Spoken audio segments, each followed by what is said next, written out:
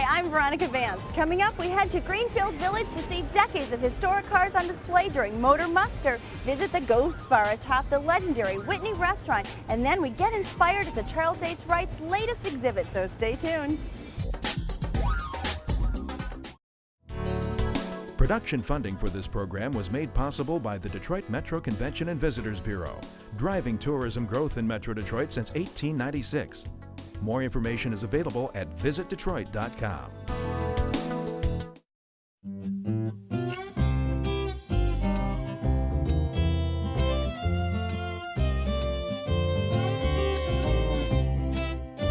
What a picturesque setting for a car show. We are taking a stroll down Easy Street and a trip down memory lane for Greenfield Village's annual Motor Muster.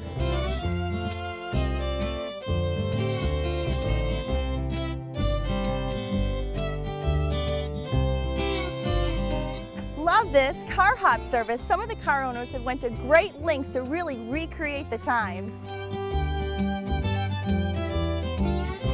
Look, they've got race cars too.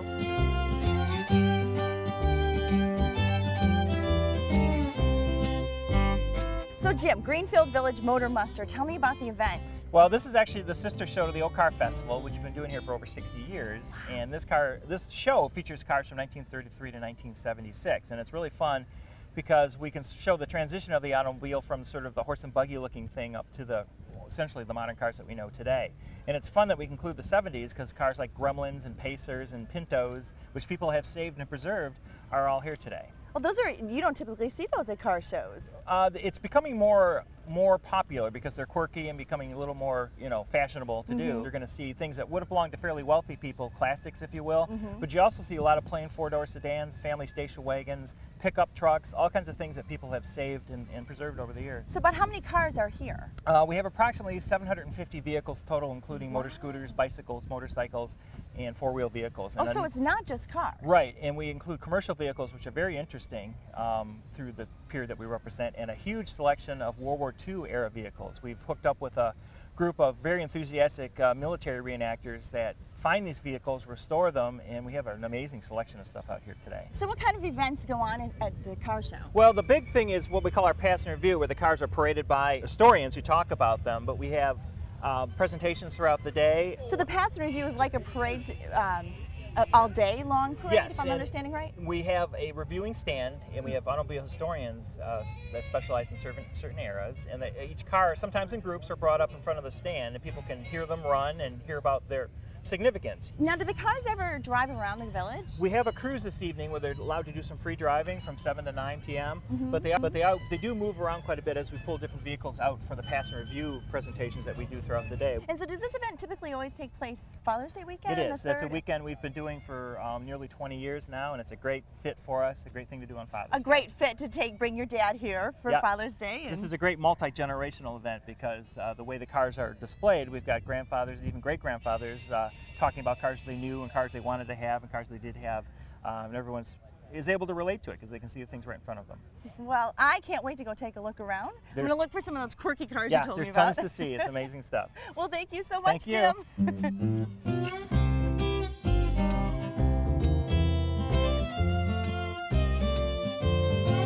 Looks like City Car was leading the way. This is a 1975 electric car.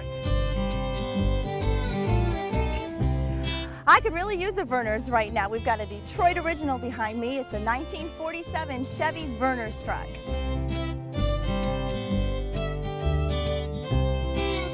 So you have a Gremlin, and one of the more unusual cars that people have hung on to. Tell me a little bit about your car. Well, you used a pretty good word, hung on to. Maybe one of the most interesting stories of this car is the fact that I am the original owner of the car. Really? I received it as a graduation gift in May of 1973 when I graduated from high school. The color, the paint, the stripes, everything is factory correct the way it should be, including the motor and everything else. Oh, you've got an old 8-track in there. Yes, the radio is period correct with 8-track tapes. Well, thanks for talking to me. Thank you very much. Enjoy your day, enjoy your car. Thank you. This is a pretty unique bike. This is the 1949 Whizzer, and it's one of the first motorized bicycles. This is a 58 Mercury Park Lane, and they used to call this a boat, and I can see why, because it just keeps going and going. I mean, would you look at how huge the trunk is on this thing?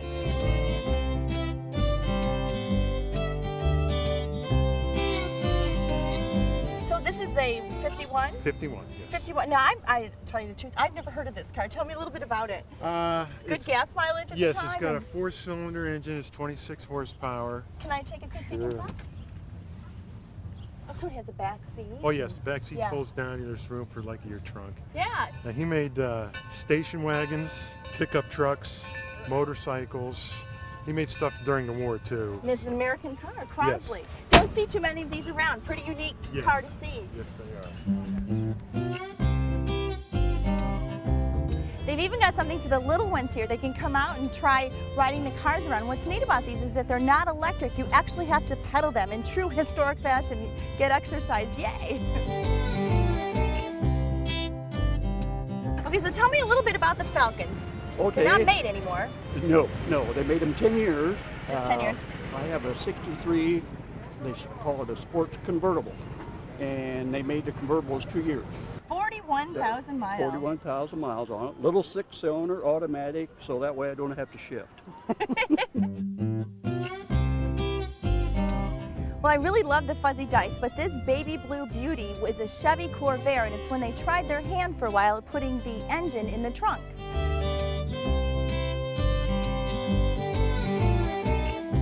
Isn't this interior beautiful? It's a two-tone car with two-tone interior. Gorgeous. Love the red steering wheel. So I've been told that the little girls really like the pink cars because they remind them of Barbie doll cars. Another great thing about Motor Muster is that all the old historical buildings are open, including places to get frozen custard. Mmm, yummy. Mmm.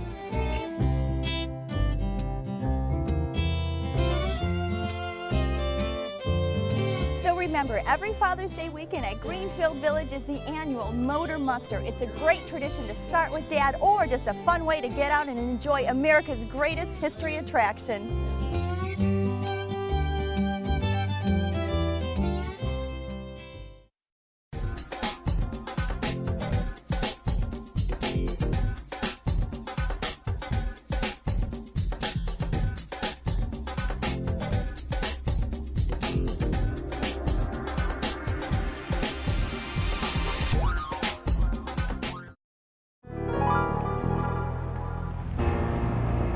Hey, I'm here at the legendary Whitney Restaurant in downtown Detroit. It's an elegant restaurant known for special occasions. You get dressed up to come here. But up on the 3rd level, they have a special place called the Ghost Bar. We're going to do a little investigating to find out why they call it the Ghost Bar. So come on, going up there.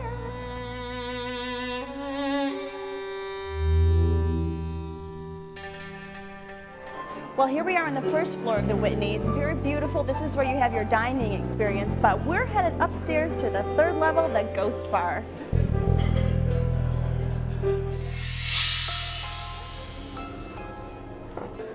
Well, I'm coming up to the 2nd level, and I see how all this ornateness can kind of lend itself to a spooky feel, like for instance, the claw here on the light fixture. And I don't know if I'd want to be here alone at night, but I'm gonna keep going.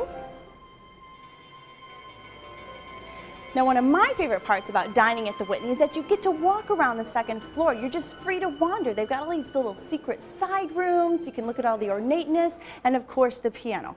Stories are that this piano has been heard to play on its own, and of course, it's underneath this picture of this little boy who stares at you no matter where you go. Look, I'm moving here, I'm moving here. His eyes are following me. I don't know, I'm getting goosebumps just looking at it.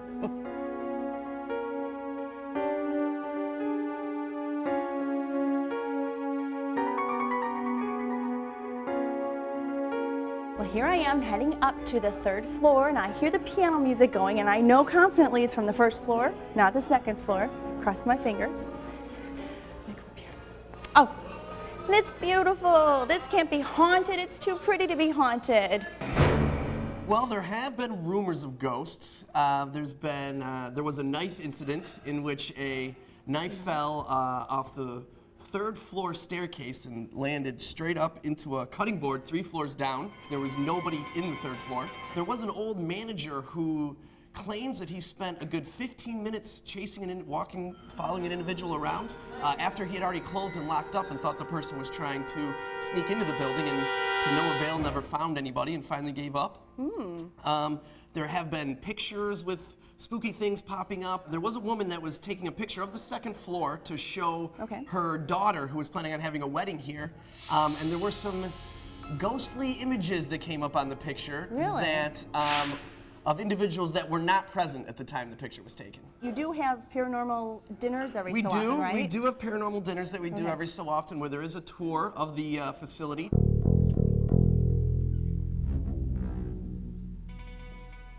This is a Whitney Hour special? Or This is a Whitney Ghost Bar special. This is our flaming seafood tower. We have split lobster tails and flaming sambuca shrimp.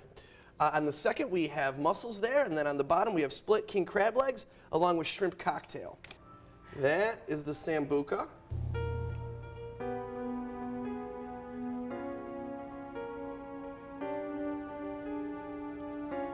And that is our flaming seafood tower. Wow, impressive. Little more than I could take, pity for pity's sake. Sometimes it kept me away. So a little less spooky out here, actually quite inviting. Yes, a little more open, a little more green, very Michigan-y, if you will. We're gonna have the garden out here. We're gonna have live music 7 days a week, and we're gonna run different dinner specials every night. We've been doing garden parties for 20 years now, so boiling some lobsters right now as we speak.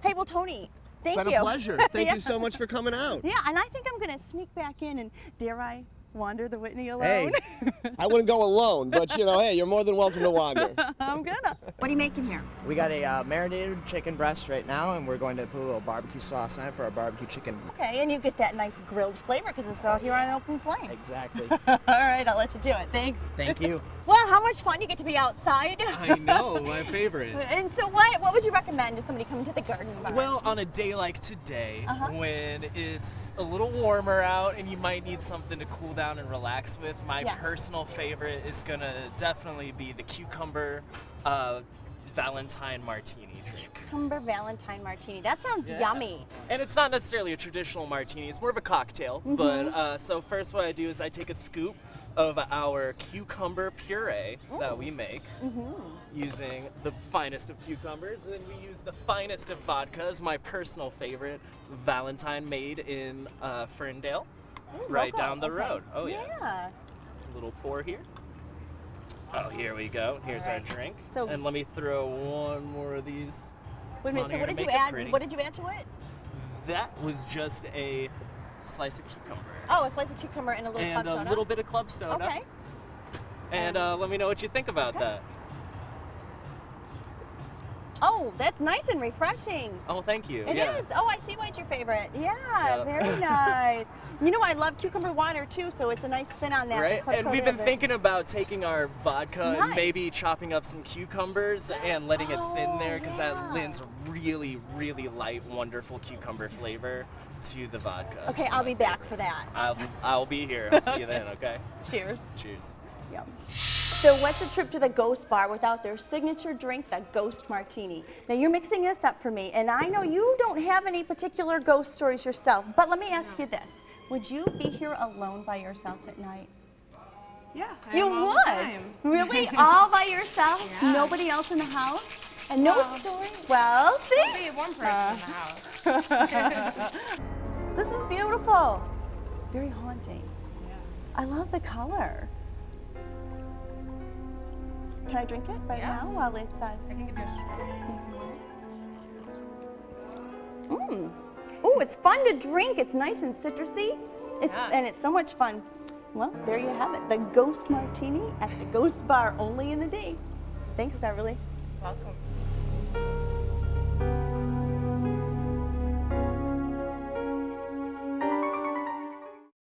That's right. That's right. That's right.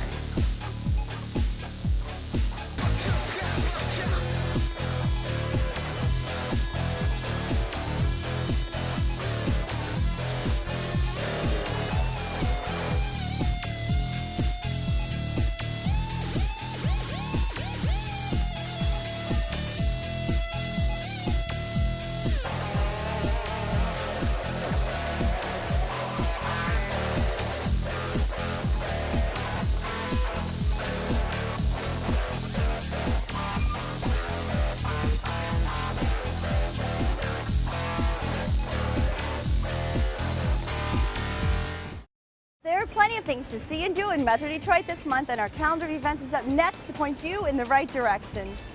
70 Girls 70 is a hilarious musical for all ages, and the Ovation Yacht offers an escape to Margaritaville. The Addams Family is a glitzy, gloomy musical, and downtown Belleville celebrates all things strawberry. Cruisin' Gratiot hits the pavement in East Point, then cruise down memory lane at Motor Muster. Take Dad on a beer-tasting boat cruise, or watch NASCAR drivers battle it out for a trip down Victory Lane. New Baltimore's Fish Fly Festival culminates with fireworks, and the Balloon Fest in Howell is a colorful, majestic event. Beat the heat during Detroit River Days, then see the spectacular summer tradition, the Target Fireworks. The Stars and Stripes Festival celebrates the good old red, white, and blue, and Cruisin' Down River offers up good vibes. To learn of any changes, log on to visitdetroit.com or call 1-800-DETROIT.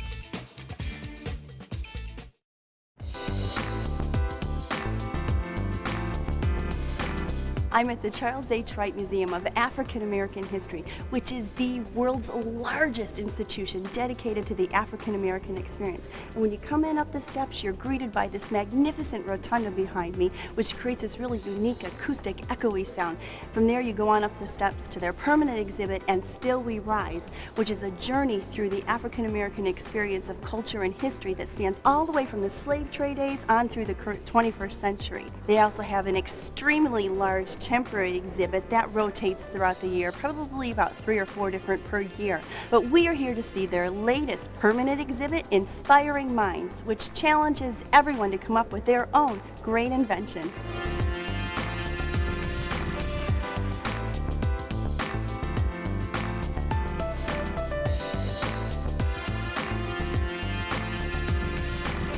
It really is for all ages. Yeah. But we have a lot of things in here for small children that we don't have in other areas of the museum. We have a lot of things that you can touch, which is awesome because in a history museum, there's often not a lot of things you can touch and engage with. And so the space is really designed to learn history, to learn science, but also to engage and play. The highlight of the exhibition space is the multimedia touch wall. What we're looking at here is the African American timeline, and there are 2 components to the timeline. The first one is the top bar, which gives some facts about African American history through the years, and so this is what's happening in 1968. Right. It's designed to give some context because the stars are actually about specific African American scientists and inventors. Oh. And so the idea is that when you're learning about the scientists and inventors, and you don't know what was happening in 1967, you can look at the timeline at the top to get some kind of context about what was going on in American history and world history that was important. And so we can go from the African American timeline to another content area on marine life. Wow. And the bubbles are all touchable. Oh, And so neat. when a child comes up and they touch one of the bubbles, you get a fact about the ocean. It might be about the ancient ocean, it might be about the ocean now. And within each of the bubbles, there's actually an activity that a child can do. So this is a puzzle. Some of them are quiz questions, some of them are matching up, you know, a fish or something that is in the ocean. So Jennifer, I would also think this would be really good for school groups to come in and utilize this space. It is. We have a lot of school groups that come in, and when they get here, we have an educator that's in the space that shows them how the room operates, and then they go and do a workshop that kind of gets their creative juices flowing. Yeah, it kind of hits at another angle. So they get to do something with their hands, they get to create something, express themselves in a way. And so we actually have a lot of different workshops that a school can pick from. What do you think about this whole big screen thing here? I think it's good because we get to like learn about the stuff that we really didn't know. So I learned about, like, I didn't even know who this was. So I'm just reading it and I'm finding out who this is. And isn't it inspiring you to want to do something inventive? Yes. All right, high five to that.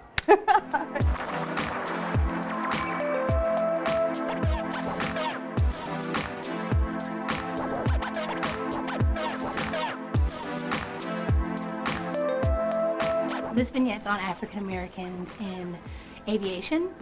And so here we have a NASA spacesuit, which is very popular amongst young kids. They like to see pictures in front of it. And so this vignette focuses on from the beginning of African Americans flying planes, all the way up into them being a part of NASA. A lot of cool things in there, but the spacesuit is definitely one of the most impressive. Yeah. It's like a picture perfect moment. Yeah. You get your dad over here snapping shots. Yeah. And then this big, bright, bold wall of inventors. Yes. How cool. What is this thing right here? This is a gas mask designed by Garrett Morgan. It's one of the prototypes that we have at the Wright Museum, as well as the stoplight there, the traffic light.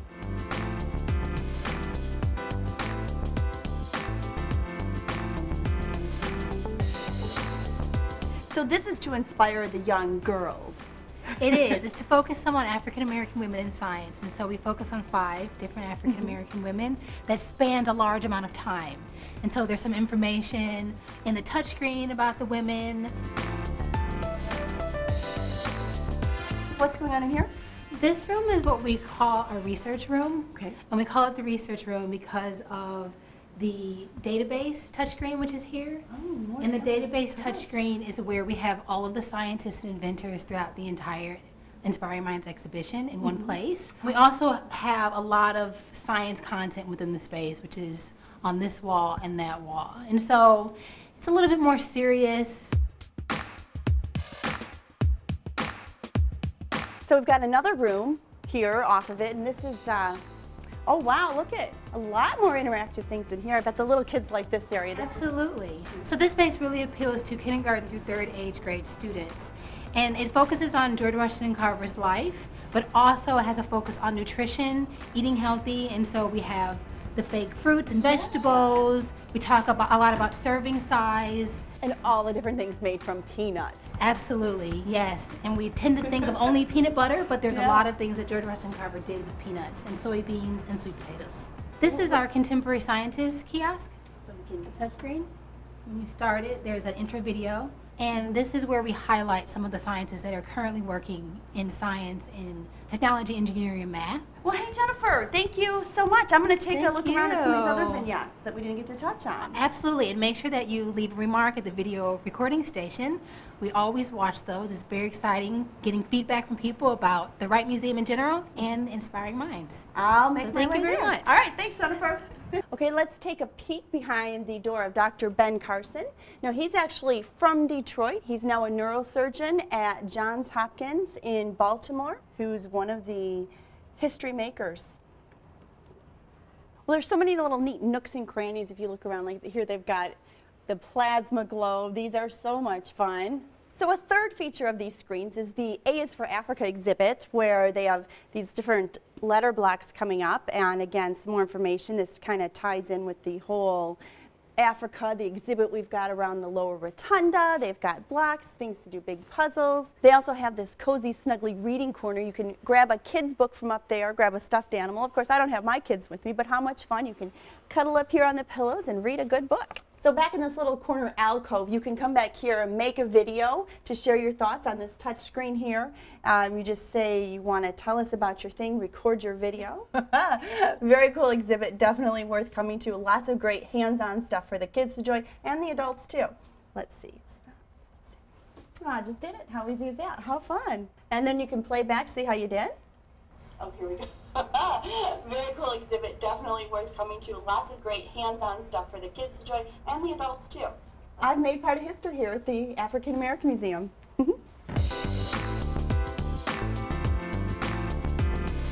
Well, the Inspiring Minds exhibit at the Charles H. Wright Museum is a lot of fun, and as you've seen, there are lots of hands-on things to bring the little ones to. And if you're feeling especially challenged, all of these red blocks under here are actually pieces to a puzzle. They create this map of Africa, and I think I'm going to stick around and do it. I'll see ya, I don't know, maybe tomorrow? Let's see. Where do I begin?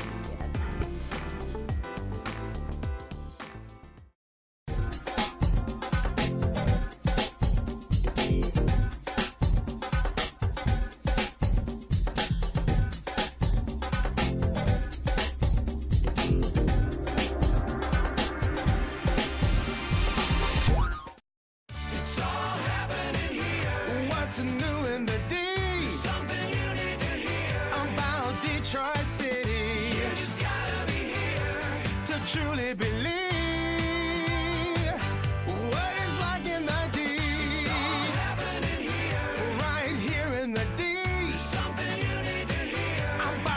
Detroit City. You just gotta be here to truly believe what it's like in the deep. Well, that's our show. Thanks for watching. I'm Veronica Vance. And remember, if you'd like more information on any of the places we visited, log on to visitdetroit.com. So until I see you next time, go out and explore on your own and discover the D. To learn about discounts and special offers for featured attractions, plus how to get copies of Visit Detroit magazine, click on visitdetroit.com. Production funding for this program was made possible by the Detroit Metro Convention and Visitors Bureau, driving tourism growth in Metro Detroit since 1896. More information is available at visitdetroit.com.